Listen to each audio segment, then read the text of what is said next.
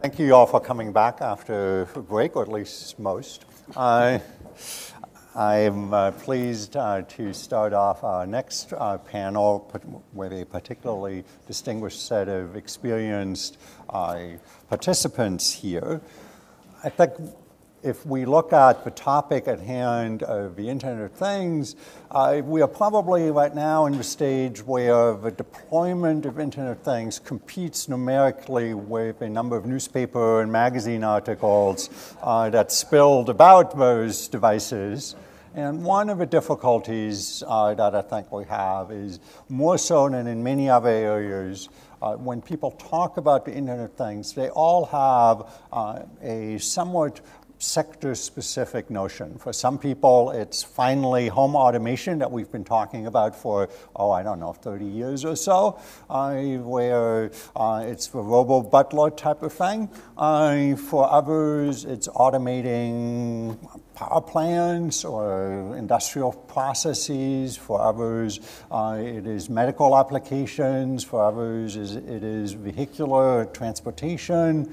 And each of those really, what makes it, I think, unique is that it introduces a merger of cultures between IT, networking, software, depending on how you would like to look at it, electrical engineering, computer science, as well as then the respective industry culture, whether that's healthcare or aerospace or industrial or home or appliances type of things and so on.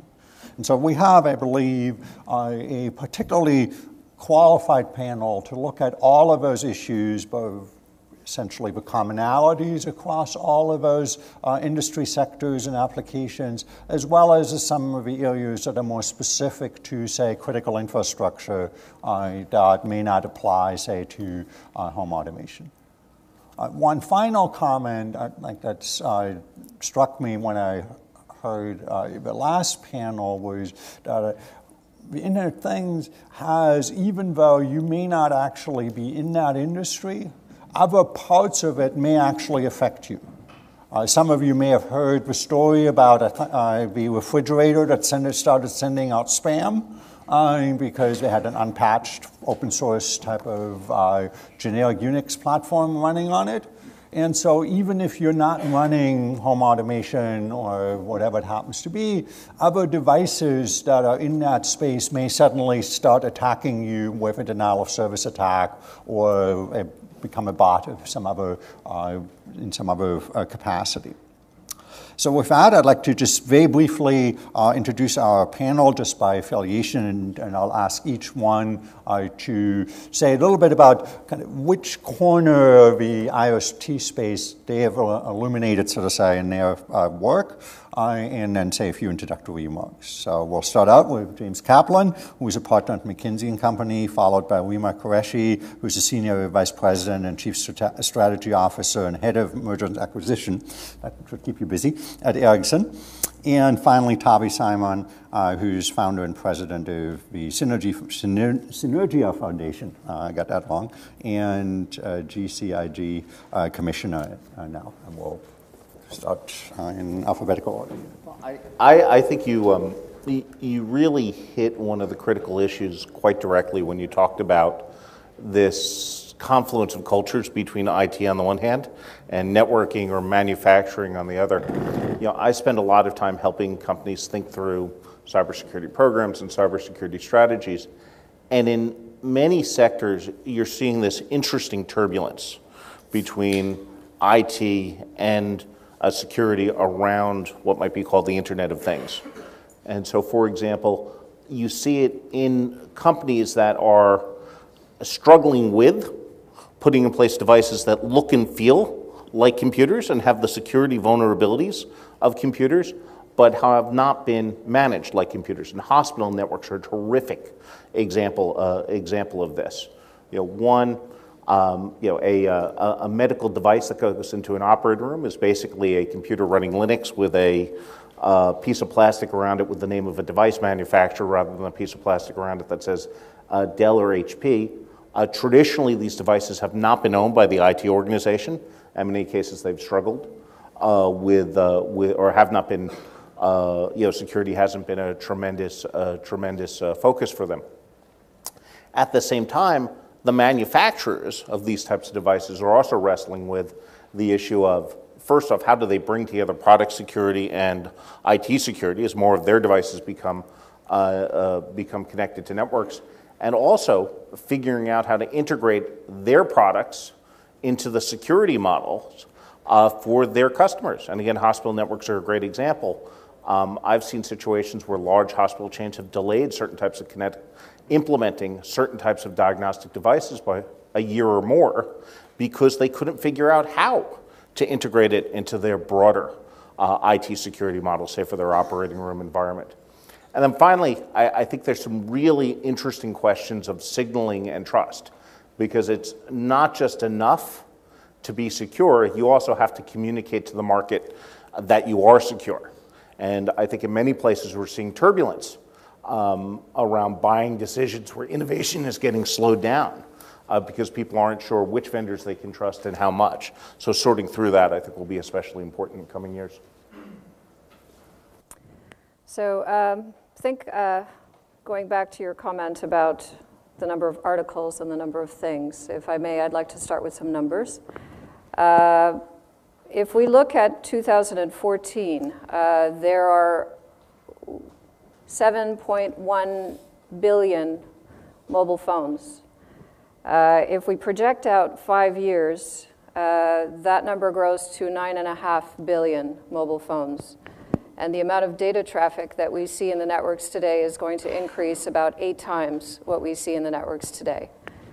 If you ask 5 people, you'll get probably 10 different estimates on Internet of Things and how many things you will have connected to the network. But the numbers vary between 15 to about 50 billion connected things, of which 10 billion will be the phones, the smartphones that we talked about earlier. Another way of looking at it is everything, including phones, that can benefit from a connection will be connected. All industries will transform. All industries will benefit from the fact that you can get connected to the overall network, and the impacts to society, to the overall economy, far outweigh the benefits that each of the individual companies will make from the revenues associated to the Internet of Things. But all of that also represents challenges when you connect so many different things up into the network. The previous panel and the last speaker mentioned mobility is the next threat, if you will, as far as financial services is concerned. I think we need to stop thinking about phones as only something you make calls with, but actually look at all of those up to 50 billion connected things and what opportunities, but also what threats they can represent.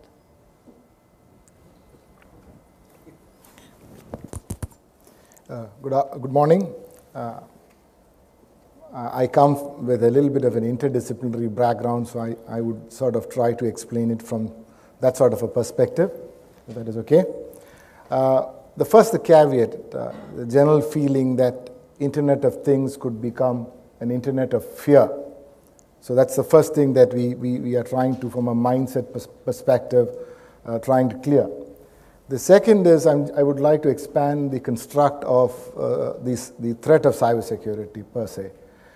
Typically, it is looked as an ICT problem, or it is looked more like a computer problem. From what we have seen, cybersecurity is more issues that are related to things which come from the old school of warfare, which is you have your intelligence, your counterintelligence, your signal intelligence, your human intelligence, your social media, and a number of things put together, because you really don't need to get inside the computer to, I mean, in relative terms, to penetrate. Okay, so what are the challenges, especially with regard to the Internet of Things? So there are two. The biggest risk is the device themselves, as most of these devices have not been built with cybersecurity in mind. And the second is the pressure on companies to get products quickly to the market. So in most instances, you have product companies pushing the product into the market and hoping that as they are shipped, they can do the correction. So this is a big challenge. And then the second big challenge is on the platform. So most of the devices that are connected to the IoT are built on open source libraries and components, which are extremely vulnerable to cyber threats. Now, the challenge is always, as the person from Google mentioned yesterday, is to write secure codes. Now, from a market perspective, you see that a number of these products have to be sold at extremely cheap prices. So, the adage that your chain is strongest as much as it is when from the weakest link perspective. So if there is a weak link in your chain, then your entire supply chain becomes vulnerable.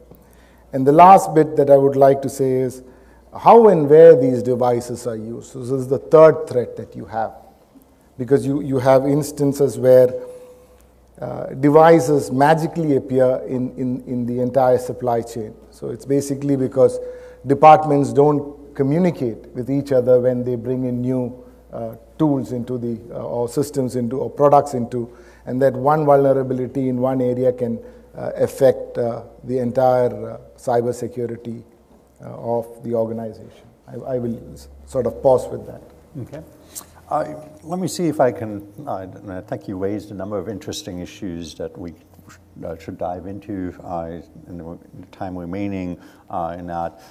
Maybe I'll try to structure it a little bit to give each of you a few minutes to think about as to what do you see compared to all the other cybersecurity issues that we talked about or that others have talked about on this stage and elsewhere in the financial sector, in the general IT type of sector that are unique to the Internet of Things. You mentioned one, namely the cost pressure certainly is one for that, but we have consumer devices elsewhere that have very thin margins, and we know manufacturers of PCs, for example, I won't mention any particular names, but start with L, that have had a recent history of shipping products that had security issues. And so are there particular concerns that manifest themselves in the IoT space that may require different remedies? And then I want to get, once we identify, what we have to deal with, as to how we can fix those, but I'll leave that till later. And the second question, they may be connected, so maybe I'll raise them at the same time, is do we have to worry about different kind of actors? In the financial sector, it's pretty obvious what motivates people, namely A, direct financial gain, and maybe B, kind of hacktivism and other non-financial interest. That's probably less interesting, the latter one. My financial gains may be less interesting to take over my refrigerator. It isn't just financially valuable, except they can spoil my food, but then nobody else gains any benefit from that. What is likely to motivate people to go after, say, hospital devices or electric utility type of devices? Does that also shape our response that we should have, both at the engineering side as well as during the operation side and the whole life cycle of a device integration and so on? So if you want to, you can, anybody want to start with that? Yeah, please. Sorry. No, please. Yeah.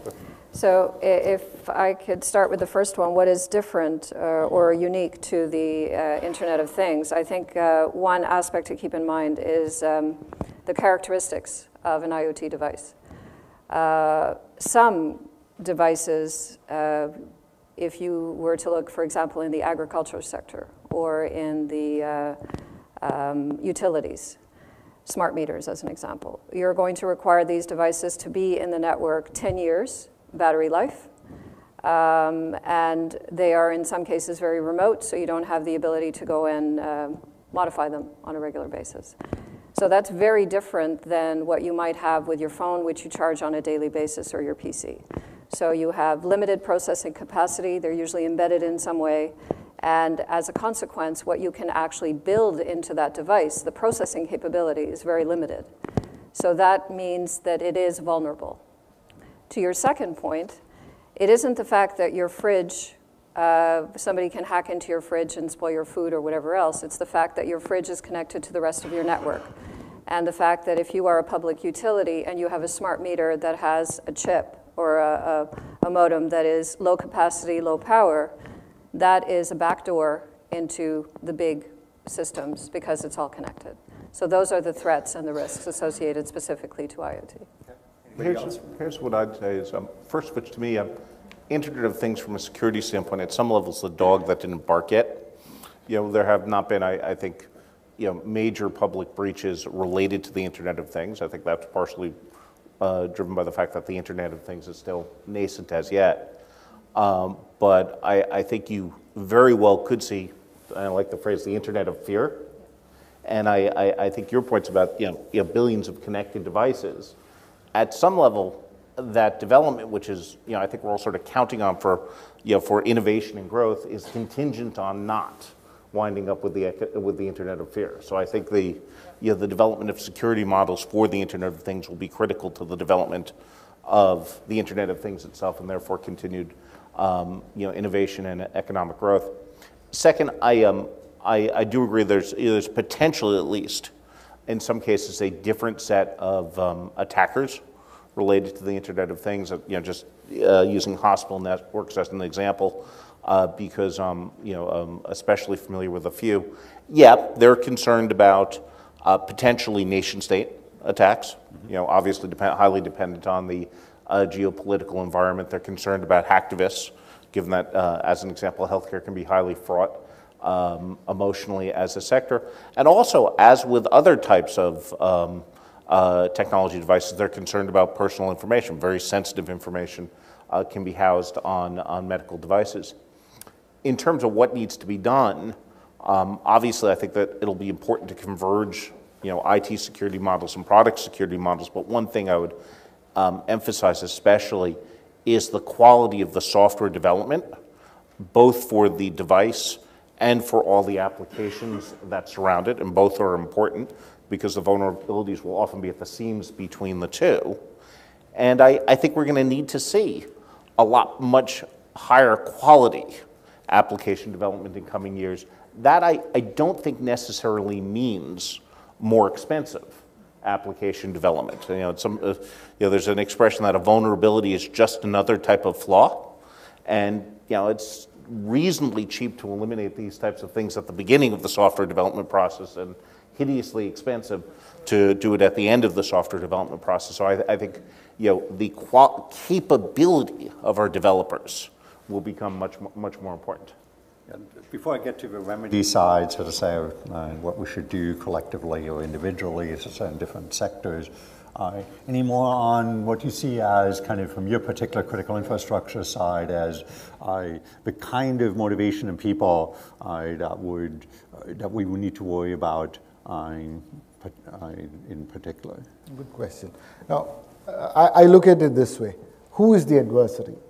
If classically, if the adversary is a nation state, then okay, this could be the motivation. Okay? But your adversary could be a hate group. It could be a terrorist group. It could be a ransom group. Okay? And this whole threat has become so asymmetric that all you need is 3 or 4 people. And what could be their objective? It could be just to create fear.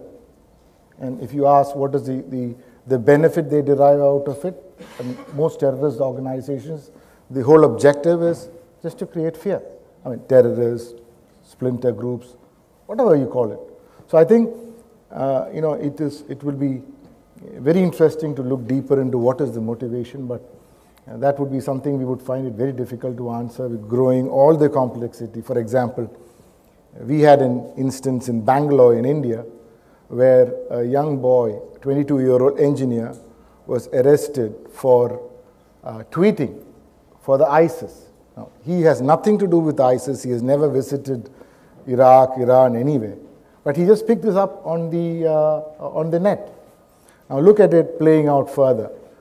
When he was arrested, and this news was released out by the Secret Service in London, he was arrested, the ISIS issued threats to the police in Bangalore, saying that if you don't release him, we will come after you.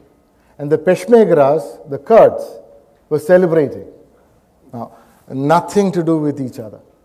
So if you look at the sort of asymmetry in the thought, so this is the first thing. Second, if cyber was only technology and writing codes and the security parameter, then we can give.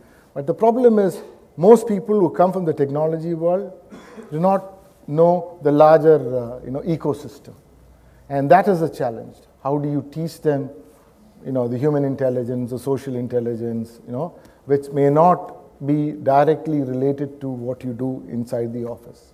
I take issue with something you said, because I think there's something interesting here. I could not agree with you more strongly that cybersecurity is not purely a technical issue. Obviously, technical aspects of it are incredibly important, but it's not a technical issue. I would, however, suggest the metaphor of thinking of it in terms of conflict or warfare, which many companies do, I think, is at some level not entirely helpful.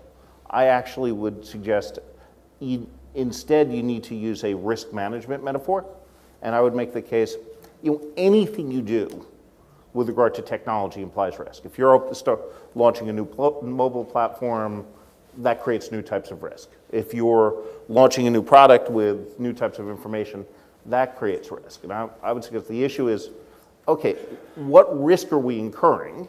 Because we have to. If we're putting new things, if we're creating new new types of connected medical devices or new types of sensors in the supply chain, we are accepting risk. But how do we balance the risk and the return? And what's the best way to optimize that trade-off?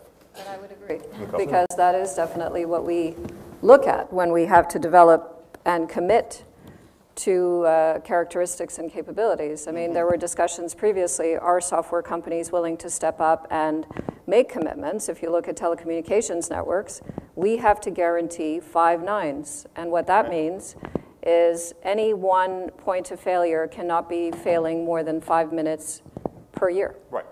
And that is liable with penalties if you don't meet that requirement.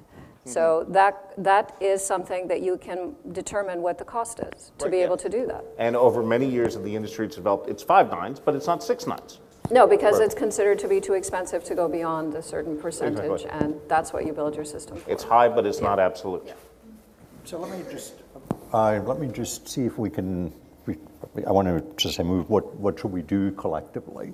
And I want to see if we can separate, based on what you said earlier, 3 types of somewhat separable problem areas, namely one where IoT, as much as anything else, and certainly mobile devices, given kind of a relatively small number of operating systems, also fall into that category, is they rely on a large, partially open source, partially commercial software infrastructure that's built by people you don't know as a vendor.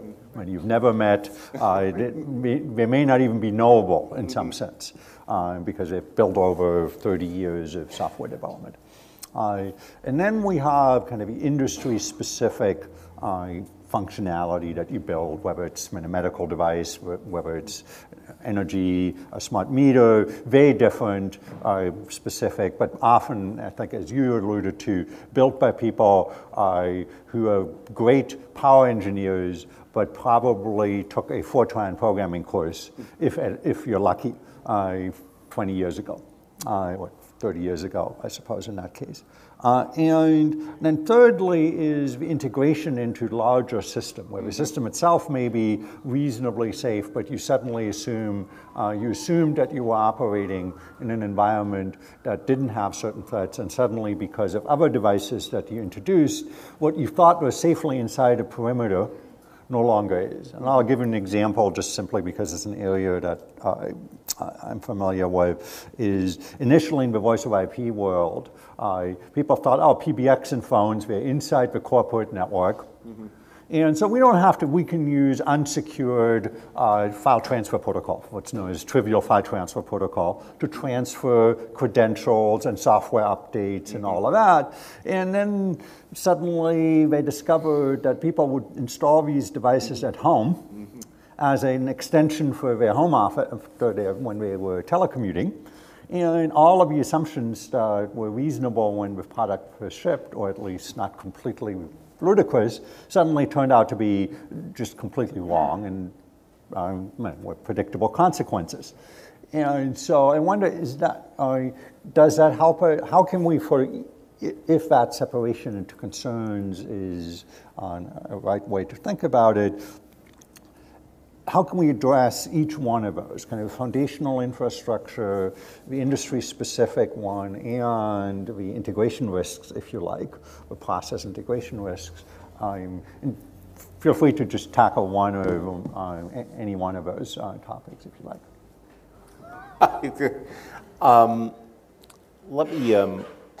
Let me start with the process integration risk, because in some respects those I think are the most interesting and the most challenging. And I expect it's both an organizational and a commercial issue for the providers. And I think the era of having product security teams which are siloed from network cybersecurity teams or enterprise IT cybersecurity, it's just, that has to come to an end. Right? There's, I think, too many things that get lost when you're not looking, for example, as a service as an end-to-end system, right? The second thing is, I think, for the providers, they need to spend much more time with their customers. I know you used hospital devices as an interesting one, but you want to see a group of angry folks go mention, any one of a number of device manufacturers to hospital CISOs, and it's, gee, they're shipping us product and they have no idea. The perspective is, inherently the box may not be secure, but they're shipping us product and they've never given 5 minutes of thought to how we would integrate it into our environments. So I think for manufacturers, it's going to mean a lot more time spent working with their customers, figuring out what the use cases of installation are, and then pressure testing those, both from traditional penetration testing, vulnerability scanning, as well as scenario-based wargaming, to understand, okay, what could go wrong, and how do they jointly move from products to sort of secure scenarios for implementation. So there's so many different aspects, so many ways to address the question, but I think on the one hand, I completely agree, the integration is a huge challenge, and I think that challenge is becoming even bigger. Actually, it is a huge opportunity as a private enterprise to make money.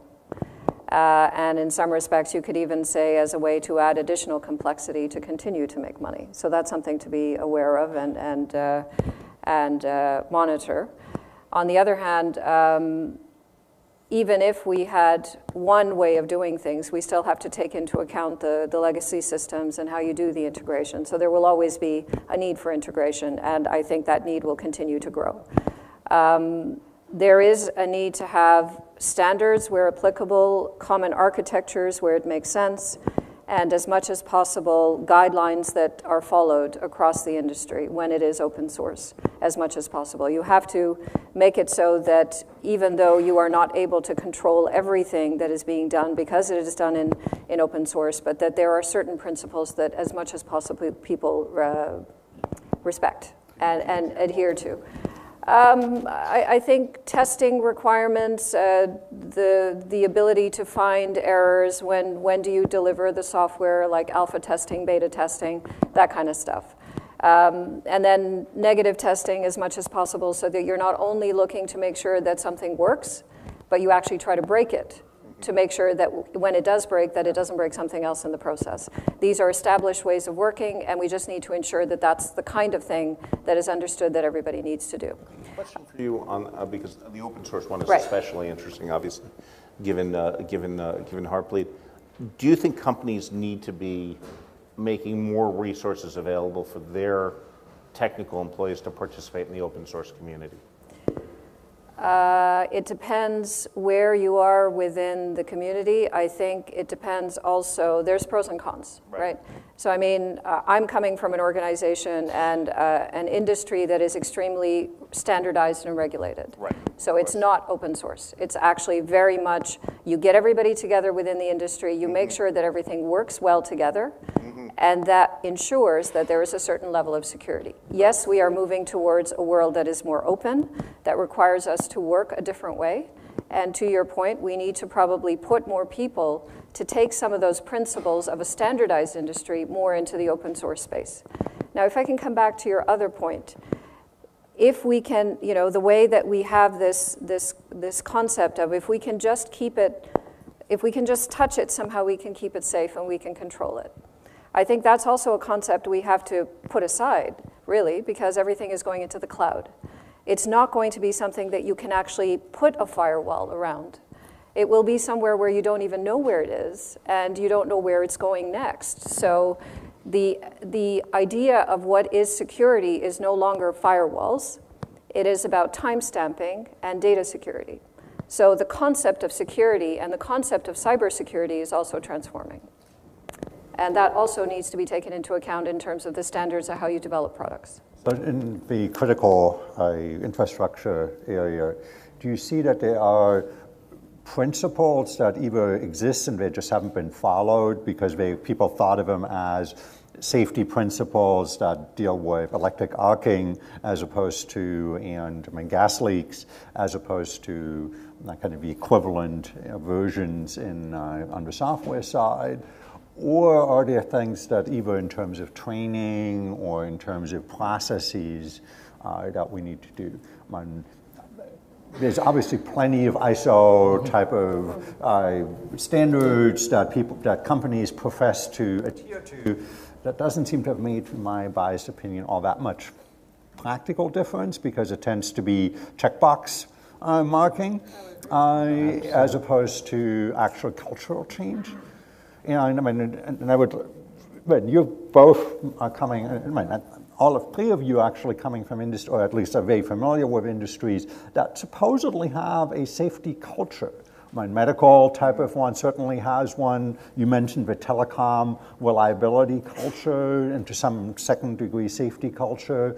And certainly in the critical infrastructure, civil engineering, mechanical engineering safety culture that's been, or electrical power engineering safety culture that's really been ingrained in any budding participant, whether it's a doctor, or technician, or a power engineer for decades now. But still, that doesn't seem to have been sufficient so far based on what you have said. I don't think people have always drawn the connection. Okay. One of the interesting things, 3 years ago, I was working with a mining company on their cybersecurity strategy. At one point, and I had no idea what the hell he was talking about because I don't know a lot about mining, he said, this is just like safety.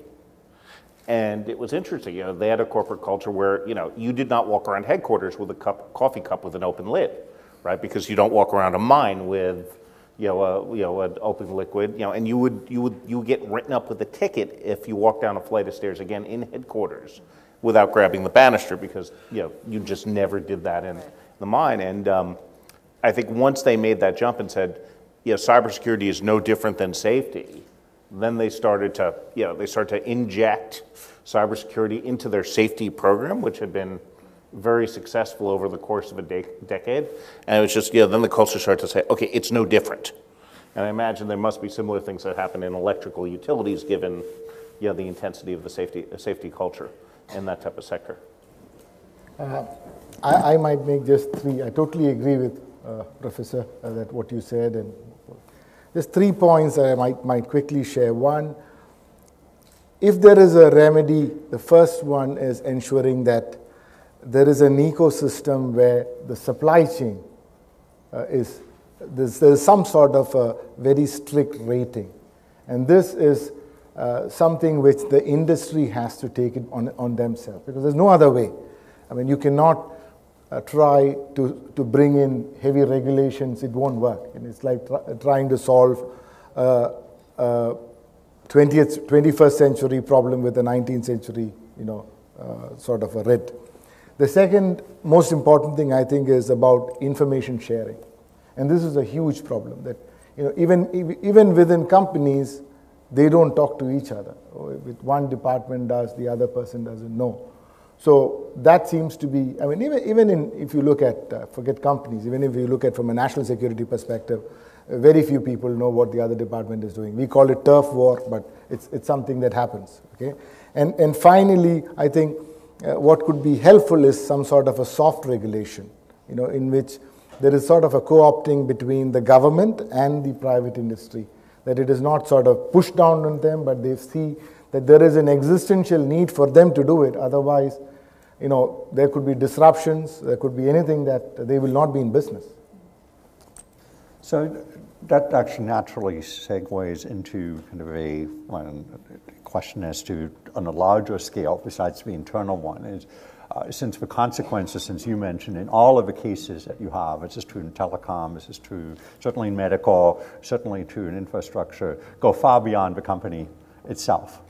In a sense, their risk is limited to going bankrupt. Our risk is, at best, our risk respectively as users of those is far larger, both financially, potentially, and personal safety in many cases.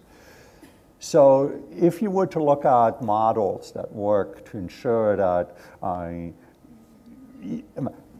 the problem always is the race to the bottom problem, because you can't, as you mentioned early on, you can't see security in a sense that the box looks as shiny as the other one, maybe even shinier because it may actually have newer features that were thrown in at the last minute and have a new user interface or whatever.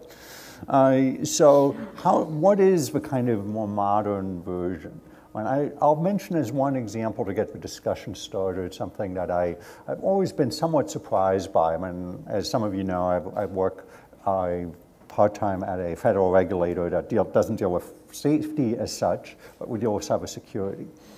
And so we have companies coming into the process as, no, don't regulate us, we'll all do it internally, and then bad things happen. But then on the other side, we have industry, which says, particularly since we had the financial services panel, I suspect most of you are familiar with PCI DSS, kind of a program which is essentially both a checkbox program and a ongoing testing program for anybody who accepts credit cards.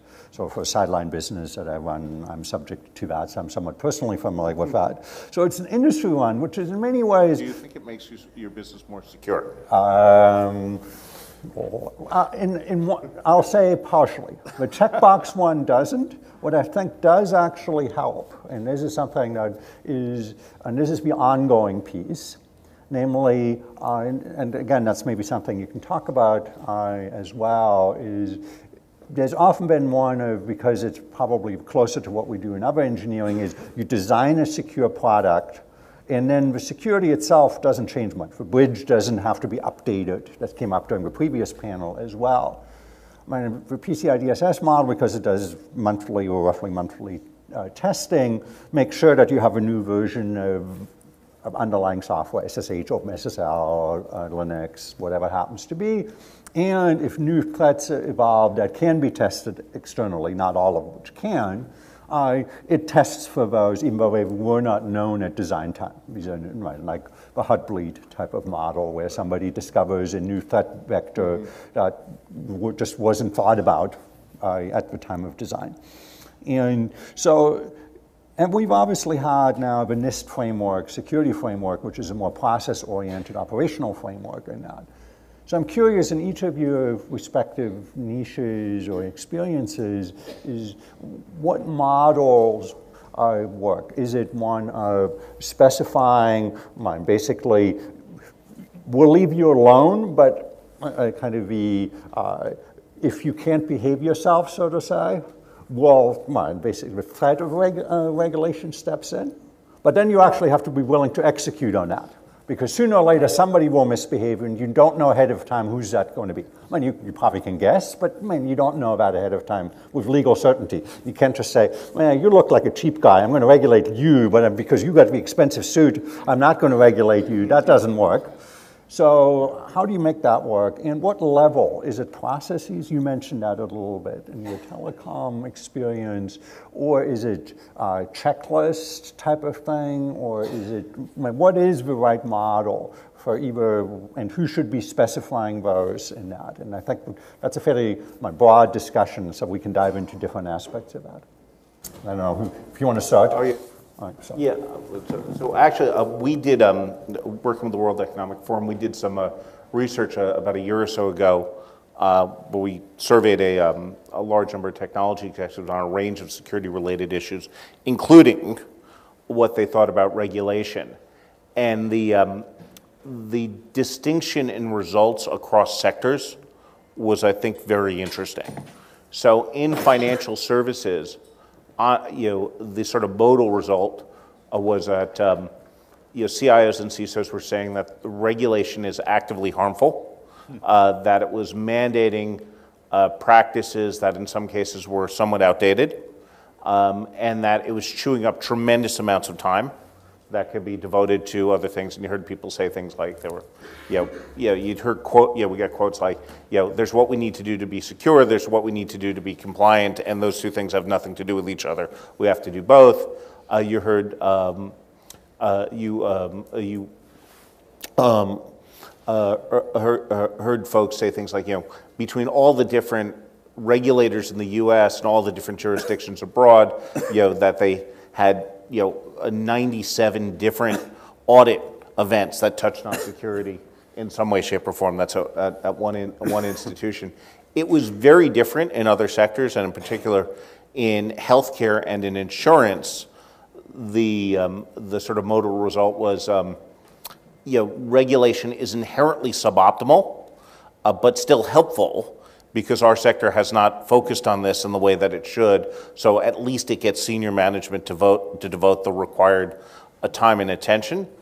Now, when we asked what type of regulation would make the most sense, almost everyone said, it should not be specific technical practices that changes too quickly. It should be somewhat principle/result based. Obviously, that's harder to implement and harder to describe.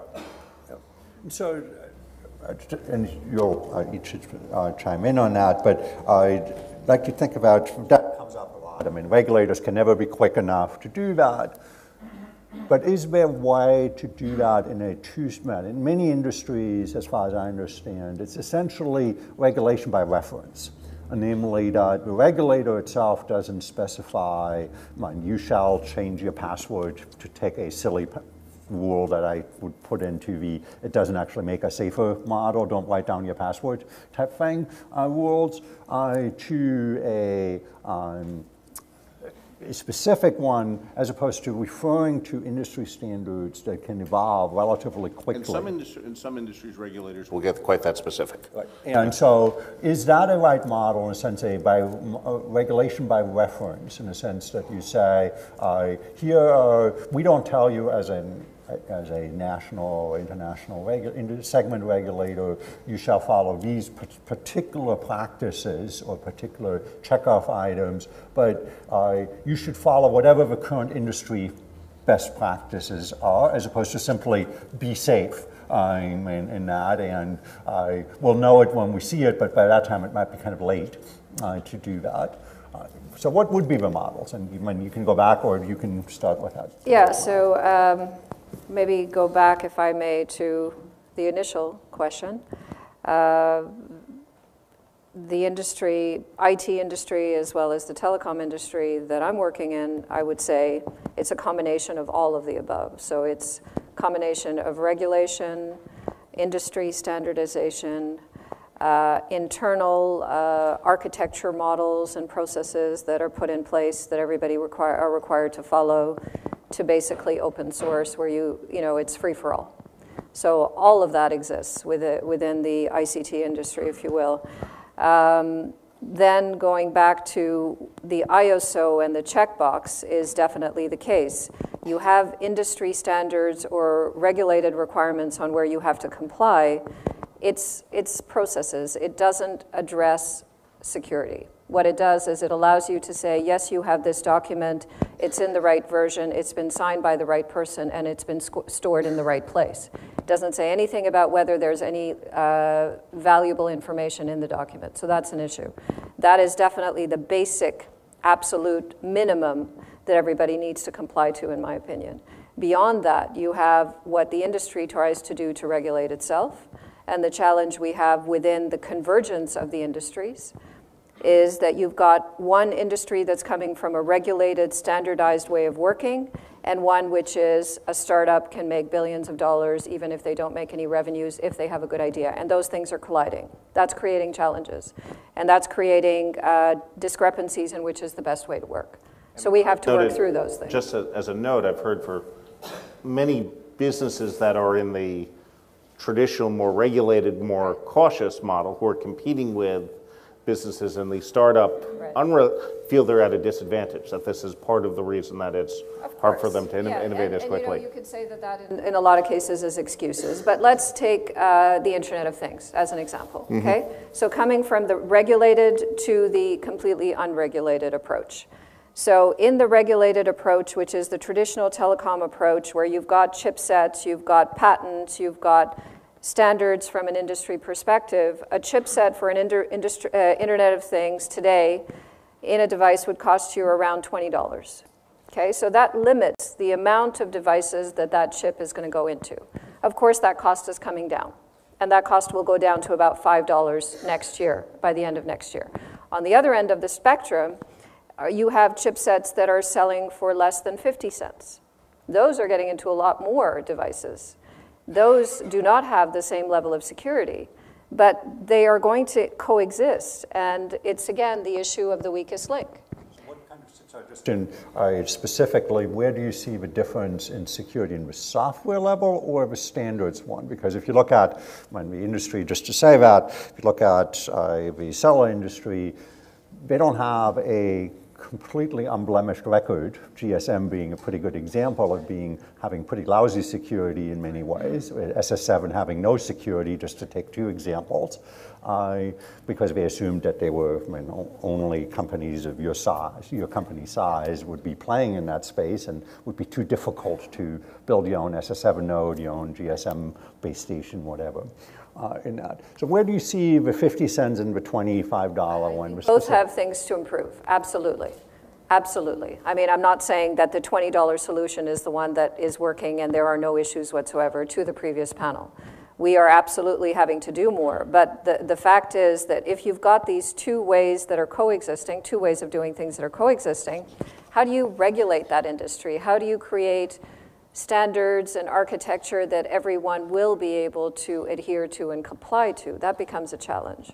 And then the requirements on each aspects of these technologies is very different as well. Going back to what I said previously, if you're trying to create a device that's going to live out in the network for 10, 20 years, it's not going to require a new battery, and it's not going to require you to go and touch it after you've installed it. There's only so much processing power that's available to actually put any type of security into it. Maybe it's not under threat, and maybe we don't have to worry about it. But I mean, if I just think about all of the industries, going from agriculture to utilities, the ones that are going to grow the most in the next 5 years, agriculture, maybe not a concern. If you put something out in the field to make sure there's enough irrigation, chances are that's not going to be a security threat. Automotive, that's going to grow quite significantly. Intelligent buildings are going to grow quite significantly. Utilities and consumer electronics. So if you look at those specific industries, we need to start evaluating where is their biggest threat, and then ensure that in those specific industries that there are maybe some basic requirements that everybody has to adhere to. That's where the growth is going to come from. Intelligent buildings, in my view, is a potential area to be concerned about, because if you can, in some cases that we have talked about earlier today, go in through an HVAC system and bring down a whole network, you got to be careful what kind of intelligent buildings you're creating. Utilities as well, you can bring down a whole power grid. So maybe there's a certain level of security that's required in that industry that maybe you don't need in the agriculture side. I think it may have to go that way than to say 50 billion connected devices, everybody needs to comply to this standard. Do you want to add anything to that? Just a quick one. As James had said, that if the narrative of cybersecurity is more risk mitigation, then the challenge is, if you look at risk, people believe, why try to fix something that isn't broken? Okay? So unless it's broken, you have the real threat, nobody wants to spend the money. I mean, we have faced it several times when you talk about threat mitigation. There was an instance, and the second one, the instance in the US about Bradley. A diabetic patient some time back was using a wireless insulin pump, and he went and complained to the device manufacturer and the regulatory authorities that he feels that his wireless insulin pump could be tampered. So as a consequence, the FDA started working on a regulation. Okay, so I feel that you cannot just allow, good practices to come in, because companies do not know what's around the corner, because they are focused on the product. They want the best product, the best packaging, the best market. But the threat is something that is not under the ambit, understanding the threat. And even if companies understand the threat, you have risk managers who might say that, let's postpone it for another quarter. So I wanted to pick up, since you've mentioned it a few times along the way, and it's a particular concern of mine as well, about the life cycle issue. What should be, and your example highlighted that as well, is what should be the obligation of a company, not just when they ship the product, and of any other industry player, when they ship the product, but 10 years out? And what do we do in cases, for example, where that company is no longer around or has long moved on to, Cisco and Ericsson and other companies have done lots of things, smartphones in some cases, just to pick on that example. Cisco was in consumer products at some point. They're no longer doing either one of those. And what should happen? Should these devices automatically kind of self-destruct when they can't phone home anymore and find when basically their parents are gone, so to say? Or who's responsible for those type of long 10, 20-year life cycles of devices? To me, the challenge would be to sort of trace them back. Once it's gone into the market after 1 year, 2 year, nobody knows where it is. It is just gone. So I think logistically it will be very difficult to sort of kill it unless you program it in such a way that after 5 years or 6 years it self-destructs. Okay? Something like that. They could phone home. Yeah, possible. They could. Yeah. It's not like a car, the old model car, where once it's on the road, gets sold several times, and who knows who owns it. But for recall, how to reach the owner at that point, or how to. But the whole point of the Internet of Things is these are devices that are connected to the network, so they can certainly make themselves known to that I'm still around, regardless of whether this building got sold a few times in the building management, or the building manager has moved and has changed hands a few times, and the blueprints are no longer up to date.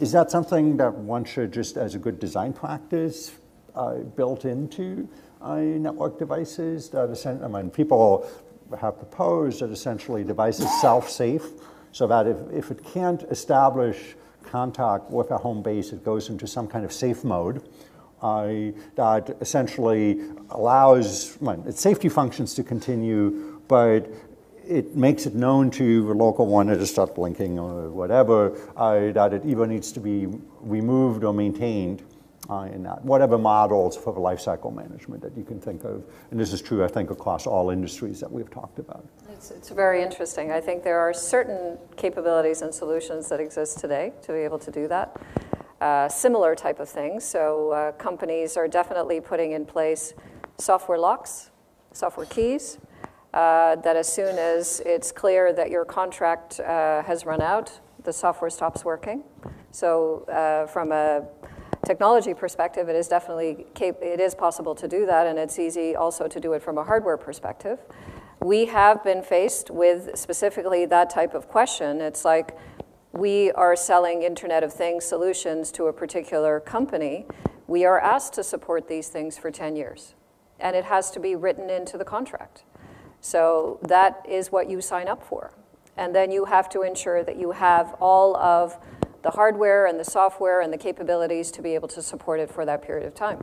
And we have walked away because we don't want to make that type of a commitment in certain cases because specifically, as you say, you're not sure if the person that's going to be supplying you the widgets are going to be around 10 years from now. But that's not necessarily the case all the time, right? So you may not have somebody that signed up to support it, or you may not have someone that's walked away and said this is not a good business. It may just be that there are things out there and nobody is supporting it. I think it's a very important area to address as we go forward. But we'll see a lot more growth before we actually get to the point. There's probably about, depends how you count, it's about 1 billion connected things right now. That's growing to 25 billion in 5 years. So there's going to be a lot of growth before you get to a point where you have to figure out what to do with the old stuff.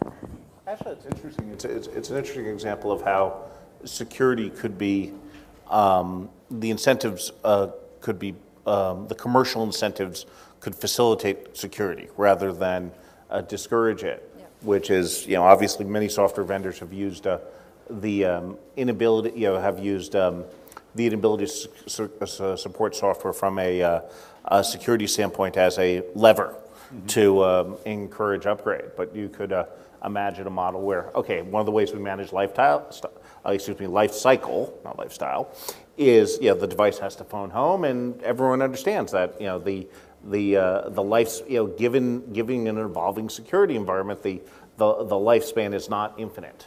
That we need to, after some point you have to replace the darn thing so that it can be replaced with something that continues to be securable. But I think it also brings up the question of whose responsibility and liability is it? If you have sold it, how much responsibility and liability do you have? At some point, you have to be able to step away from it. I mean, we've had similar type of discussions when we've talked about electronic waste and legislation on electronic waste in Europe, for example. If you've sold it to someone else, how much liability do you have going forward to find out where that stuff is and dispose of it? It's the same concept here. It's a great example of security as a legal issue. Yep. Which is, a lot of this will presumably get sorted out contractually, and I know lots of folks are negotiating hard about this, where companies will specify, okay, we'll take exactly this risk and no more. If you do this and this and this, we have some liability, but if you don't install or support it in the appropriate way, then you bear. Exactly. You as the customer bear the liability. But I've yet to see a product, either on the commercial or on the consumer side, which says this product has a built-in life cycle limitation of 10 years, and even I think operating systems have gotten better, the major ones. They basically, at the time you buy it, they basically tell you that we'll end of life this device at a certain point. But in many cases, unless you're towards the end of that, you won't know. I mean, if you bought Windows, some version more recent than that, XP, for example, I'm pretty sure during most of its life cycle, you had no idea how long after you purchased it, it would still be supported. You only knew once when it ended. Microsoft, in that case, decided it was nearing its end of life phase. But should there be a disclosure requirement if I buy a home smoke alarm, just to take a life-critical device, that says, you don't just have to change the battery during daylight savings time, switch over, but 10 years from now, in a commercial building, say, you have to expect that you should replace that, and when you factor in the cost of purchasing device, you should, is that the model? I mean, what is the model for that? Well, I would argue the reverse is true on the enterprise IT side. It's not that the vendors have been, vague about when they retire things. I would say, okay, gee, it's going end of life X date, and then, invariably there's a few years extension as a result of begging and pleading and what have you. Oh my God, we can't possibly get off XP by this date. You have to extend support by a couple of years, right? But it is an important area to consider. But I like the idea of the self-destruct. That generates future sales. I think that's a good idea. But it creates, I think, rather than regulation, because I can't even imagine what an intelligent regulatory model would look like. To me, it's more on, can we create positively reinforcing commercial mechanisms to encourage security. It feels like that's going to be a lot more effective in a much more efficient way. So what would be the challenge on that? Because that's what everybody says, but when I ask about specifics, it's usually... Well, I mean, this is a great example.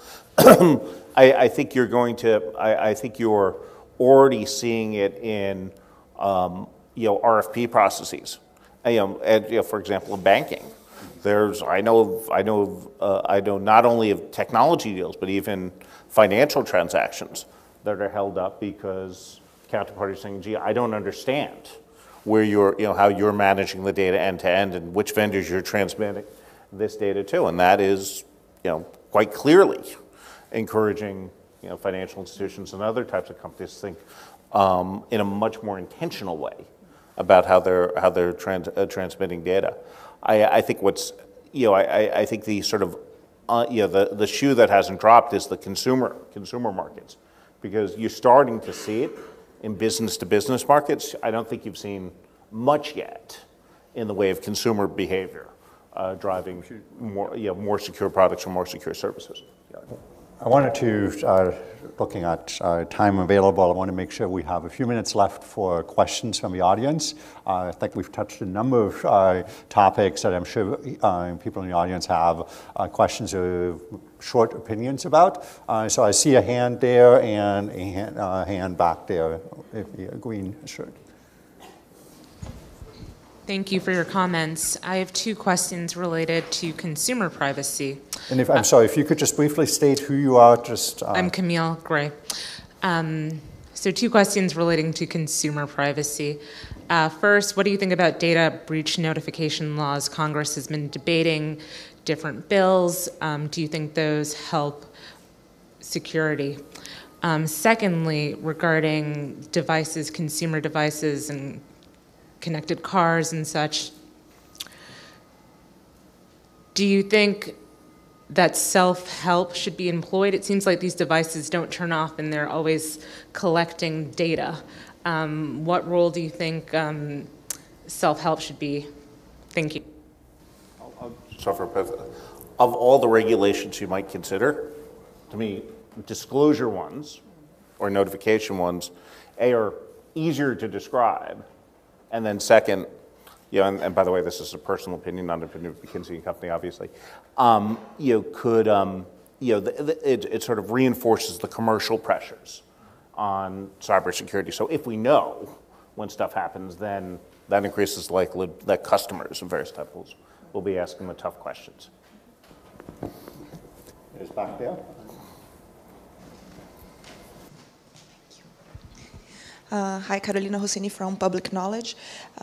You mentioned what we all know as the Internet of Things, right? And one of my increasing concerns with the Internet of the Things is that actually things are, in terms of statistics, many more than people, right? And that means that from a theory of network of communications, which is how we see the Internet nowadays, we might change for a view of a network of control, right? Because you need to take care of all these things, right? So how you balance all the values that come with the Internet of communication in a network of control? How do we preserve freedom of expression? How do we preserve privacy? One of the things that gave me like goosebumps, right? In the plane the other day was the documentary on the new Barbie doll connected to the cloud, right? So how do you balance, when you have young kids, right? You have to be concerned with those. How do you balance the values from these two very different networks that are the same at the end of the day? Thank you. Okay. I don't know if anybody, we haven't talked much about the privacy aspect, but it's obviously related in some sense to the cybersecurity side, more in terms of unintentional disclosure, but it also bleeds into the intentional disclosure or use of data to the consumer. And from a consumer perspective, it probably doesn't much matter as to whether the bad guy got the data or a company did things that you didn't expect, even though they're not nominally a bad guy. And not any thoughts on any of you that would matter?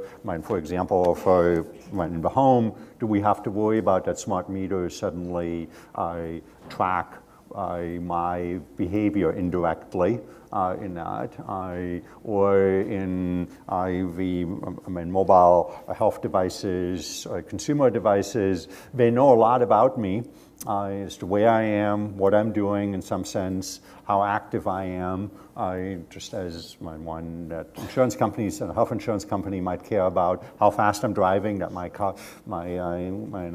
car insurance company cares about, and maybe the whole advertising issues, or certainly in the health world, you mentioned those early on. Are those two connected, or should we treat those separately? Just a quick one. Yep. I think the issue is it's a choice that we make. The day we decide to get into the net, we have accepted, we have actually signed that, our lives are going to be open. So any time that you get into the system, then talking to, we have to just say how much of privacy we want. The more private you want to be, the less disconnected you are to the grid. So is the only choice that the consumer has essentially disconnect or accept any privacy violation that they perceive? I'm not going to that extreme, but I'm just saying, no, I'm not going to. But all I'm saying is it's a choice that we have to make. Then it's like an individual choice, or is it also a societal choice? Both. I feel it's both. But at the end of it, you can't blame the society for something that happens in your house. So the buck would stop with me if I have to take a decision. I think the benefits outweigh the risks. There are risks. It's important to educate yourself of the risks. But imagine what life was like before the internet, and are we willing to go back to that? I think that's the other thing to keep in mind. There's so many benefits, and so much of what we get today in terms of just the way we live is coming from the internet. If we don't have it, I think that is a huge risk versus the threats that you have of using it. But it is extremely important to educate yourself. Going back to your example of the connected Barbie doll, I have two teenage daughters, and it's extremely important that I educate them on the risks of the internet. And very, very important for them to understand what they should do and what they shouldn't do. And I think that applies to all of us. We need to understand what the risks are at the same time as there are huge benefits. Absolutely. I see a hand up there on the table. Yep. Thank you. Thank you very much for the panel. My name is Yuri Ito. I am from JPISA, Japanese Computer Emergency Response Team. You talked a little bit about the product liability, vendor's liability on this. How do you think the insurance role is coming into this? Insurance. Well, product reliability requirements are in some respects regulated, so that is the responsibility of the industry that's providing those type of products to ensure that they're capable of delivering those products. And then if there are liabilities associated to it, of course, the enterprise or the private sector is trying to limit that liability as much as possible, because there are requirements in some cases to have unlimited liability, but you try to cap that as much as possible. And then, of course, when you can, you try to get some of that covered via insurance that you have on an enterprise level. So insurance is a backstop, but that isn't going to cover all of the liability that you would take on if you are developing these solutions. But it's not every aspect of the ICT sector that understands and accepts liability. I would say the vast majority doesn't. Anybody else? We talked about, there was a little bit of talk in the previous panel that Steve Bellovan mentioned it, that insurance itself, in order to be insurable, this is not so much for the ICT development side, but more for entities that use products, that the products have to meet certain insurance given product requirements in the sense of fire safety being a classic, electrical safety, vehicular safety being examples of insurance rating that determines your car insurance rate for a collision. I'll give you a great example of an app. There's an app called Drive Like a Girl. And if you install this app and you drive well, your insurance costs actually go down. So you keep track of your insurance, your driving habits, and then your insurance costs can go down. But would the insurance itself drive product features and requirements as it may have happened in other in safety relevant ones? And I'm looking at you particularly because it seems like particularly relevant, or maybe in your case as well, medical liability insurance one. Would there be in either one of those cases, let's say a medical liability insurer would say, if you use products that are not meeting those requirements, our liability that either something goes wrong in patient care or something goes wrong in data disclosure rises, and so your insurance premium is going to go up, or we're just not insurable. We won't write a policy on you. Do you see that as a realistic possibility? People talk about it all the time. I haven't seen much happening yet. You want to? I mean, a couple of thoughts on Synergia. One is, it's an incredibly nascent market, right? And I think, the amount that the insurance companies are willing to underwrite for any given customer is quite small. And for example, I know one company that did manage to get $200 million in aggregate cybersecurity insurance, but had to create its own syndicate of 8 different carriers, each providing $25 million of insurance. And needless to say, that was a excruciatingly painful process, and the coverage still doesn't 100% align, and so forth. To me, this goes back a little bit to disclosure and notification. At this point, there's still not tremendously good data out there in the world about what events have happened, what their impacts have been, and as more of that comes to bear, it'll become easier for richer cybersecurity insurance markets develop, which would be incredibly valuable because you can start to then price risk, and you could price the impact of certain mitigation strategies potentially. Okay. I want to give everybody a chance to say some closing words, things that we didn't get to discuss. This is obviously a very broad topic that spans anything from electrical and software engineering all the way to societal policies in that. Anything and either any of you would like to add to that? Otherwise, it's always would be a panel that's between you and lunch, so to say. Mm-hmm. No, I mean, I would just make a last statement that, today you have a scenario where everything can be connected. So in the same vein, you have the risk that everything can be hacked. So that's the, I would just try to conclude like that.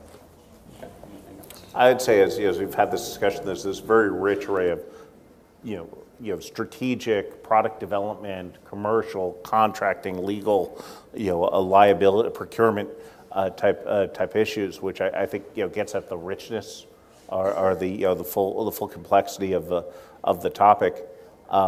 If major institutions continue to treat cybersecurity as largely speaking a technical issue, we're not going to make the type of progress we need as a society, and that is going to get in the way of, the 50 billion odd connected devices getting the value that I think we all expect and want from the Internet of Things.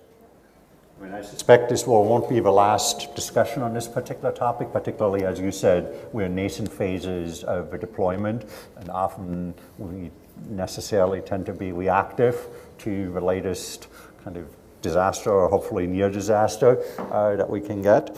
So thank you so much for sharing your insights from very different but converging industry perspectives to that, and thank you to the audience for the questions that you added to the discussion. And I think the next agenda item is to have Internet of Food out there, the old humankind that can network there, and I will be seeing you. What is the next item is at 12:45. We have a keynote, a lunch keynote here. Thank you so much.